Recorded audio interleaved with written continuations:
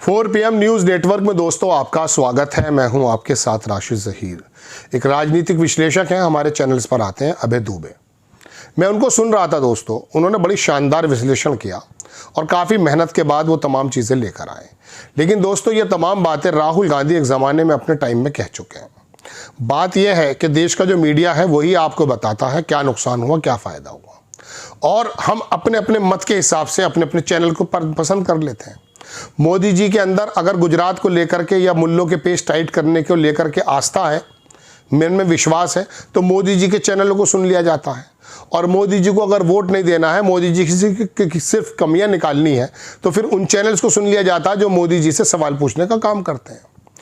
पत्रकार जगत हो, राजनीति के लोग हों, प्रोफेसर्स हों, सिविल सोसाइटी के लोग हों, सब लोग अपने ऑलरेडी बटे हुए हैं। ऐसे में दोस्तों पत्रकारिता का धर्म यह था कि वो सब चीज़ों से इतर होकर के आपके सामने करंट सिचुएशन रखे, ताकि आप अपना डिसीजन रख पाएँ, अपना डिसीजन ले पाएँ। He is a right person for my country और नॉट, मतलब अंदाज़ा कर सकते हैं कि ये बंदा ठीक है या नहीं।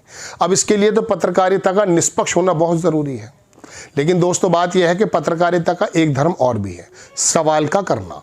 मौजूदा दौर में किसी भी की सरकार हो, लेकिन हो ये गया है कि गोदी मीडिया, जिसको गोदी मीडिया कहा जाता है, वो तो विपक्ष से सवाल कर रही है, और जो अल्टरनेट मीडिया, जो सोशल मीडिया पर कुछ लोग आ गए हैं, वो सरकार से सवाल कर रहे हैं।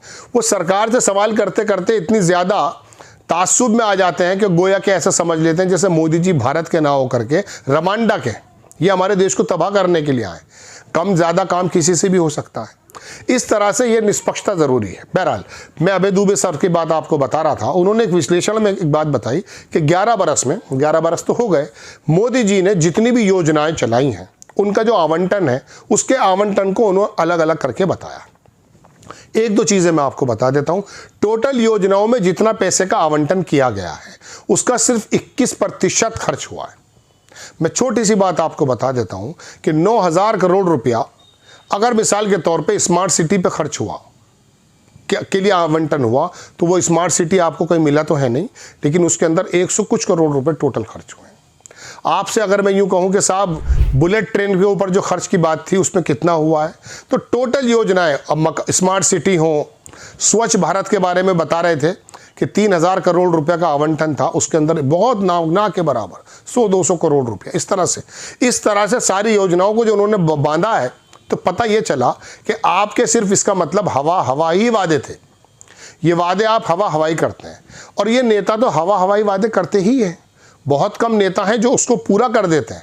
लेकिन आपका आकलन ये होना चाहिए कि मेरा जो सर्विस प्रोवाइडर है, इसने जो वादे किए थे वो पूरे कितने किए हैं। लेकिन ये जानकारी देने के लिए आपको ज़रूरी है पत्रकारों के पास जाना पड़ेगा, लेकिन अब ज़रूरत नहीं है। आर्टिफिशियल इंटेलिजेंस AI का टूल आपके मोबाइल में है। अगर आप मोबाइल में पता करने में स्वच्छ भारत में कितना आवंटन हुआ था और कितना खर्च हुआ, पता चल जाएगा। भाई स्मार्ट सिटीज़ में कितना आवंटन हुआ था, कितना खर्च हुआ। भाई बुलेट ट्रेन के बारे में कहा था 2025 में बन जाएगी, बनी नहीं बनी। भाई 2022 में हर किसी को अपने घर के लिए कहा गया था, मिला नहीं मिला। भाई रोजगार और बेरोजगार और किसानों को इंडिपेंडेंट करने के लिए कहा गया था, क्या वो हुए? तमाम चीज़ें आपके सामने। देखिए मनरेगा छोटी सी एक एक्ट है, ये योजना नहीं है। इस योजना के मद्देनज़र मोदी जी ने लोकसभा में खुद मजाक उड़ाई कि ये गड्ढा खोदने वाली स्कीम है, इसे ख़त्म नहीं करूँगा, ताकि चिढ़ाते रहे हम लोग। फिर कोरोना के अंदर पाया कि इसका फंड उनको खुद ही बढ़ाना पड़ा। और आज की तारीख यह है कि वर्ल्ड बैंक की रिपोर्ट है दोस्तों कि दुनिया में गरीबी को ख़त्म करने के लिए यदि दुनिया में कोई योजना थी, तो प्रणब मुखर्जी और मनमोहन सिंह के द्वारा चलाई गई वो एक्ट, जिसको आप मनरेगा के नाम से जानते हैं, वो है। उसको ही क्या किया गया आपको मालूम है। लेकिन आप मनरेगा की बात सुनते हैं, मनरेगा पे जितने एपिसोड बने, मैं उनके व्यूज़ देख रहा था, बहुत ना के बराबर। लेकिन जैसे ही सुनील पलटी कुमार के बारे में बात आती है, योगी भड़क गए हैं, पर्दा हिजाब हो गए, आप सारे उसको देखने लगते हैं। देखिए उनको भी देख लीजिए, कोई इनकार नहीं है। आप रील में अपना टाइम ज़ाया करते हैं, लेकिन ये जो पत्रकार अपना बहुत वक्त लगा करके आंकड़े निकाल करके लेकर आते हैं, सरकार से सवाल पूछने का काम करते हैं, उसकी वजह यह है कि आपके सामने सरकार के सही आंकड़े आ जाएं। जो आंकड़े गोदी मीडिया सरकार आपको नहीं दे रही है, वो आंकड़े आपके हाथ में आ जाए, ताकि आपको पता चले कि आपका सर्विस प्रोवाइडर यानी कि मोदी की सरकार, योगी की सरकार, नीतीश की सरकार ये काम आपके लिए सही कर रही है नहीं। वरना पता ये चलता कि अभय दुबे सर बता रहे थे कि मोदी जी के हवाई खर्चों में, होटल के खर्चों में हजारों कैसे करोड़ रुपए खर्च हो चुके हैं। 362 करोड़ रुपया इस 2021 से अब 2025 के बीच में मोदी जी के यात्राओं पे खर्च हुआ है। हैरत की बात यह, जाहिर सी बात है खर्च तो हो गई, लेकिन जिन देशों ने अपना बुलाया था ये जिम्मेदारी उनकी होती थी कि उनका रहना खाने का इंतजाम करे, लेकिन मोदी जी अपने होटल में अलग रुकते थे। कौन लोग रुकते हैं उसमें? कोई आईटीआई के माध्यम से जब पूछा गया, आईटीआई के माध्यम से कि क्या खर्च हुआ है, उसके अंदर भी गड़बड़ जो है घोटाले निकल कर आ रहे हैं।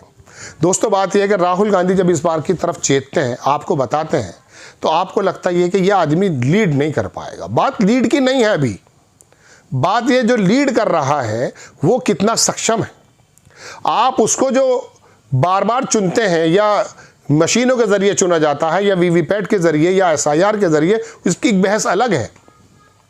आप कहने का मतलब यह है कि देश के अंदर अगर 31% वोट भी है, 20% वोट भी है, तो वो वोट क्यों है? वो इसलिए है कि मोदी जी ने बहुत शानदार काम किए, योगी ने शानदार काम किए, या इसलिए है कि गुजरात के अंदर ये पेच टाइट करके आए थे और पूरे देश में ये लोग एक वर्ग विशेष को कपड़े से पहचानने की बात करते हैं, बुलडोजर चलाने की बात करते हैं। इसका मतलब यह है कि मन में कुंठा उस वर्ग के है जिसके सामने ये बता दिया है टेलीविजन ने, गोदी मीडिया ने, कि दरअसल ये विशेष समुदाय का जो व्यक्ति है ये बहुत अराजकता करता है। तो अराजकता तो खत्म की थी कल्याण सिंह जी ने, वो भी तो भाजपा के थे। अराजकता तो खत्म की थी बसपा ने। अटल बिहारी वाजपेयी को ज्यादा पसंद क्यों किया जाता है सारे समाजों में, और मोदी की पार्टी को, बीजेपी को, सिर्फ एक वर्ग जो एक्सट्रीमिस्ट के करीब भी हो सकता है, जो मजबूरी में भी वोट दे सकता है, वो पसंद क्यों कर रहा है? 62, 65, 63% वोट इनको पसंद क्यों नहीं करता? हालांकि मैं ये नहीं कह रहा हूं कि कांग्रेस को पसंद करता है, वो लोग बटे हुए हैं। इसका मतलब यह है दोस्तों कि कहीं देश में कुछ खास नहीं हो रहा। फिर राहुल गांधी में निगाह जाती है, क्योंकि विपक्षी नेता वही है। उस आदमी ने भी यही बात उठाई थी कुछ साल पहले कि दरअसल मोदी जी की जो योजनाएं हैं, इसमें जो खर्च हुआ है, स्वच्छ भारत को लेकर ले लीजिए आप, क्या खर्च है उसके अंदर।